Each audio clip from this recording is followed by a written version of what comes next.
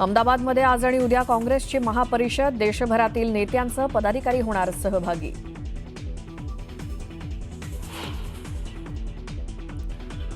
पुण्यातील गर्भवतीच्या मृत्यू प्रकरणी धर्मादाय आयुक्तांचा अहवाल यायला लागणार आणखी 2 दिवस, तर माता मृत्यू समितीचा अहवाल आज दुपारनंतर येणार.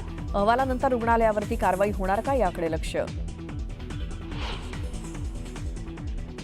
तुळजापूर ड्रग्ज तस्करी प्रकरणात पुजारीही निघाले आरोपी. चौकशीत आतापर्यंत 11 पुजाऱ्यांची नावं समोर, तर गुन्हे दाखल असलेल्या पुजाऱ्यांवरती मंदिर प्रशासन करणार कारवाई. घरगुती सिलेंडरच्या दरात 50 रुपयांची वाढ. सिलेंडरच्या दरात उज्ज्वला योजनेअंतर्गत असलेल्या सिलेंडरला सुद्धा दरवाढ लागू. सर्वसामान्यांना मोठा धक्का.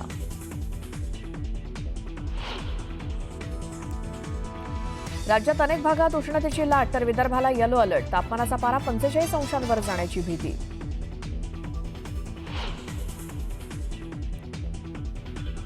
डोंबिवलीमध्ये प्रदूषणाचा विचित्र प्रकार समोर. गाड्या, पत्र्यांचे शेड आणि लोकांच्या कपड्यांवर सुद्धा काळसर ठिपके उमटले. प्रदूषण नियंत्रण मंडळाच्या अधिकाऱ्यांकडून तपास.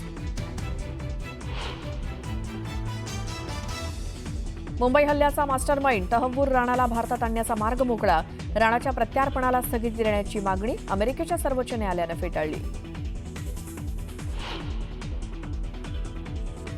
ट्रम्प यांच्या टेरिफ धोरणाचा जगभरातील शेअर बाजारावर परिणाम. अमेरिकेचा शेअर बाजारही 5% कोसळला. मुंबई शेअर बाजारात आजही घसरण होण्याची शक्यता.